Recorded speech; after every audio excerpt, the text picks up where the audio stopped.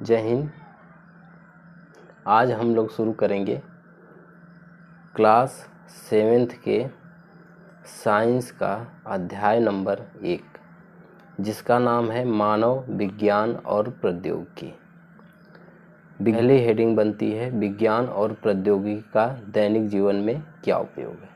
तो देखते हैं, विज्ञान और प्रौद्योगिकी के विकास ने लोगों के जीवन स्तर में क्रांतिकारी परिवर्तन किया है। इसने मानव जीवन को आसान, सरल और तेज बना दिया है। कहने का अर्थ है कि विज्ञान और प्रौद्योगिकी मिलकर मानव जीवन के स्तर को आसान, सरल और तेज बनाने का कार्य किया है। इसमें हम समझेंगे कि प्रौद्योगिकी क्या होती है। तो विज्ञान के नियमों एवं सिद्धांतों के अनुप्रयोग से मानव हित में संसाधनों का निर्माण ही प्रौद्योगिकी कहलाता है या प्रौद्योगिकी है। क्या कह रहा है कि विज्ञान के नियमों एवं सिद्धांतों के प्रयोग या अनुप्रयोग से मानव के हित में जो संसाधनों का निर्माण किया जाता है उसे ही प्रौद्योगिकी कहते हैं। विज्ञान आगे हम लोग देखेंगे। विज्ञान और प्रौद्योगिकी के विकास से मानव जीवन में परिवर्तन। विज्ञान और प्रौद्योगिकी के विकास से मानव जीवन में क्या क्या परिवर्तन हुए हैं। तो कह रहा है कि विज्ञान और प्रौद्योगिकी के विकास के कारण विभिन्न क्षेत्रों जैसे यातायात, चिकित्सा, जनसंचार, मनोरंजन एवं कृषि के क्षेत्रों में नित नए आविष्कार हुए हैं, जैसे डीजल इंजन, रेडियो, टेलीफोन आदि। और बहुत से विकास हुए हैं जिसको हम बारी बारी से देखते हैं। चिकित्सा के क्षेत्र में, दूरसंचार के क्षेत्र में, उद्योगों के क्षेत्र में, कृषि के क्षेत्र में। और इसको हम आगे क्लास में एक ब एक करके अच्छे तरीके से समझेंगे। जिस मशीन से मस्तिष्क की जांच की जाती है उसका नाम है स्कैनर। कह रहा है कि मस्तिष्क की जांच करने वाली मशीन का नाम स्कैनर है। ये इम्पोर्टेंट हो जाता है। क्या हो जाता है? इम्पोर्टेंट। तो आगे कह रहा है क्या, समझिएगा। हरित क्रांति किसे कहते हैं? हरित क्रांति किसे कहते हैं? तो इसको इस तरीके से कह सकते हैं कि आधुनिक कृषि उपकरणों, उन्नतशील बीजों, उर्वरकों और पर्याप्त सिंचाई के साधनों द्वारा कृषि उपज में अधिक वृद्धि हो हरित क्रांति कहते हैं। क्या कह रहा है?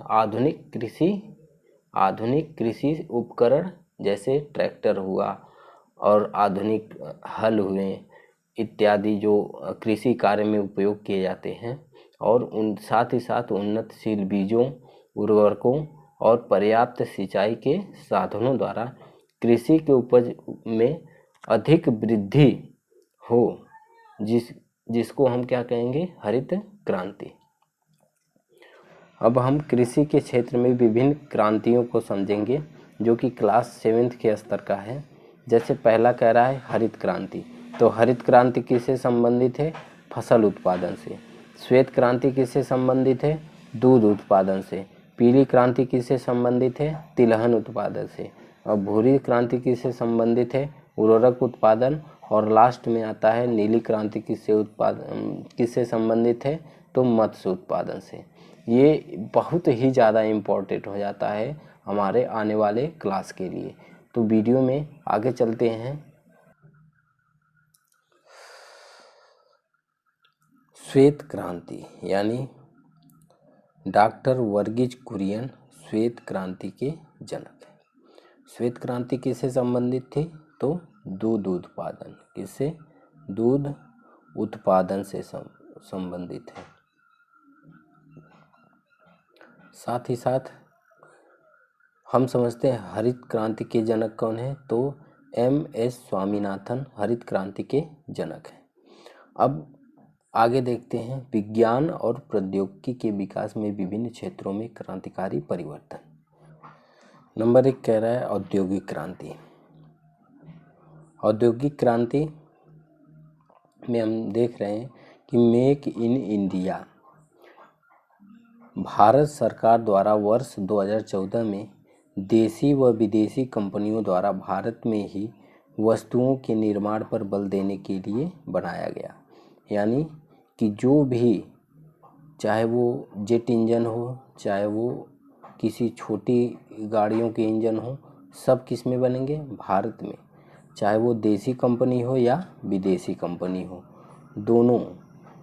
अगर विदेशी कंपनी व्यापार करना चाहती है भारत में, तो भारत में ही अपनी कंपनियों को लगाएगी और यहीं से अपना कार्यभार देखेगी, यानी कार्य करेगी।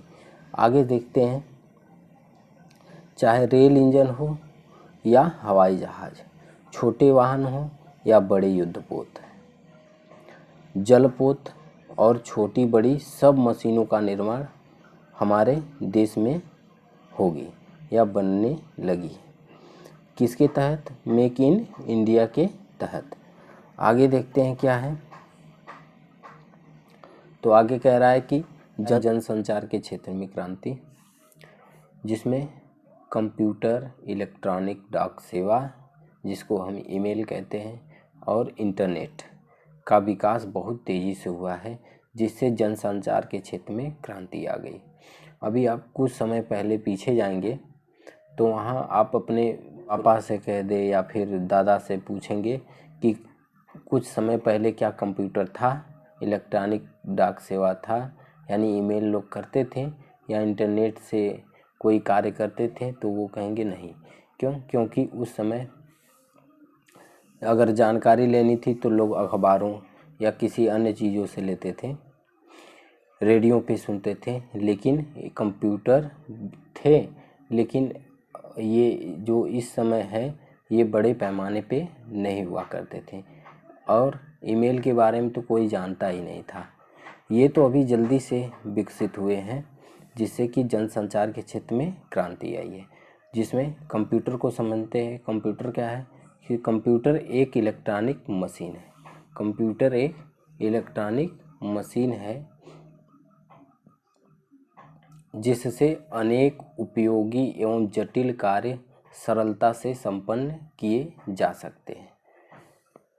कितना भी बड़ी गणना हो, कंप्यूटर द्वारा आसानी से किए जा सकते हैं, या किसी डेटा को रखना हो, बहुत सारी चीज़ें कंप्यूटर से आसानी से हो जाती हैं। अब आते हैं इंटरनेट क्या है। तो इंटरनेट यह कंप्यूटर की नवीनतम प्रणाली है। विश्व के हजारों छोटे छोटे कंप्यूटर नेटवर्क टेलीफोन लाइन से जोड़ दिए जाते हैं। टेलीफोन लाइन से जुड़े कंप्यूटर नेटवर्क को इंटरनेट कहते हैं। इसके बारे में आप जैसा कि इस फिगर में देख सकते हैं कि कैसे एक दूसरे से कंप्यूटर जुड़े हुए हैं। अब तीसरी बात करते हैं इलेक्ट्रॉनिक डाक सेवा। इलेक्ट्रॉनिक डाक सेवा क्या है? तो यह कंप्यूटर एवं इंटरनेट आधारित संचार की महत्वपूर्ण युक्ति है। इसके द्वारा कृत्रिम उपग्रहों के माध्यम से अन्य देशों की कंप्यूटरों की सूचना, संदेश आदि का आदान प्रदान किया जाता है।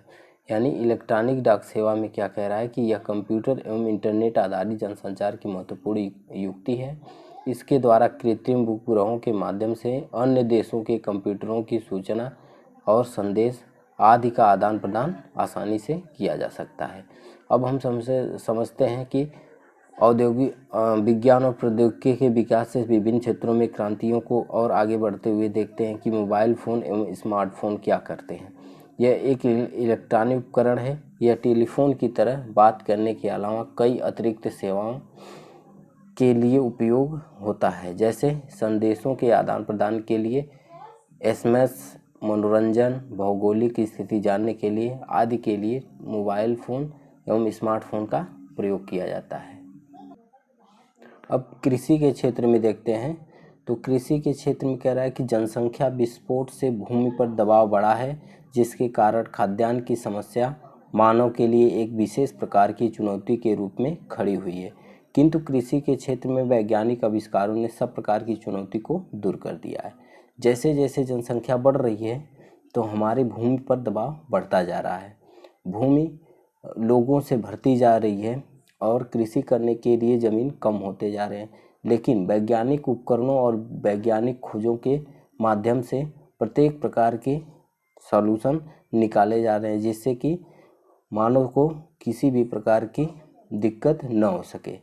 अब आगे देखते हैं तो ईंधन के क्षेत्र में, तो पारंपरिक ईंधनों में हम गोबर के उपले, लकड़ी, कोयला और मिट्टी का तेल आदि प्रयोग करते थे, लेकिन आधुनिक युग में वर्तमान समय में इस समय पेट्रोल, डीजल, एलपीजी, सीएनजी जैसे ईंधन का बड़े पैमाने पर उत्पादन हो रहा है, जिससे कि आसानी से और बिना प्रदूषण फैलाए किसी भी कार्य को आसानी से कर सकते हैं। अब चिकित्सा के क्षेत्र में देखते हैं तो आजकल पुरानी बीमारियों जैसे हैजा, मियादी बुखार आदि के सफल इलाज हेतु नई नई औषधियों की खोज हुई है और इनका पर्याप्त उत्पादन भी हो रहा है। यही नहीं, और सभी छोटे से लेकर बड़े इलाजों तक टीकाकरण का पूर्ण रूप से खोज हो चुका है, जो कि चिकित्सा के क्षेत्र में एक क्रांति है। पहले लोग क्या करते थे, लोगों की नाड़ियाँ पकड़ करके, यानी हाथ पकड़ करके उनके नसों पे अपना उंगली रख करके उससे पता लगाते थे कि इनकी हार्ट बीट क्या है या फिर इनको किस प्रकार का रोग है, जो कि अंदाजन पता करते थे कि ये रोग हो सकता है। लेकिन चिकित्सा के क्षेत्र में इतनी बड़ी क्रांति आई कि लोगों के मल मूत्र और ब्लड का जांच करके आसानी से बता देते हैं कि इनको किस प्रकार की बीमारी हुई है, जिसका सही इलाज हो जाता है और लोग ठीक भी हो जाते हैं। आते हैं, देखते हैं अगला कह रहा है कि राष्ट्रीय सुरक्षा एवं युद्ध के क्षेत्र में भारत ने कृत्रिम उपग्रहों को विकसित करने तथा उन्हें पृथ्वी के कक्षा में स्थापित करने की प्रौद्योगिकी में महत्वपूर्ण सफलताएं प्राप्त की हैं। क्या कह रहा है, भारत ने कृत्रिम उपग्रह मतलब अब जैसे पृथ्वी है, पृथ्वी का उपग्रह कौन सा है, चंद्रमा, उसी प्रकार एक कृत्रिम उपग्रह बनाया जाता है जो कि पृथ्वी के चारों ओर चक्कर लगाता रहता है और महत्वपूर्ण सूचनाएं पहुंचाता रहता है। राष्ट्रीय सुरक्षा के क्षेत्र में हमारे देश ने बहुत तेजी से उन्नति की है, जिससे एक नई क्रांति आ गई है। पृथ्वी, अग्नि, त्रिशूल, निर्भय तथा ब्रह्मोस जैसी मिसाइलों का निर्माण हमारे देश में हो चुका है। इनका सफल प्रक्षेपण भी हुआ है। कह रहा है कि हम किसी भी देश को नुकसान नहीं पहुंचा सकते, लेकिन अपने देश की सुरक्षा के लिए अनेक प्रकार की मिसाइलों को भी बनाकर और उसका टेस्ट भी कर चुके हैं, जो कि सफलतापूर्वक हुआ है, और इसको अपने सैनिकों को या अपने सुरक्षा बलों को दे चुके हैं, जिससे कि हमारे देश की मजबूती बनी रहे।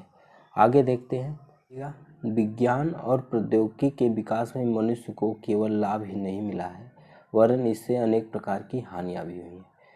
बिल्कुल सच है। अगर हम जितना विकास करते जाएंगे उतना, देखिए किसी भी सिक्के के दो पहलू होते हैं। अगर जितना वो आपको फ़ायदा पहुंचाती है उतना नुकसान भी करती है।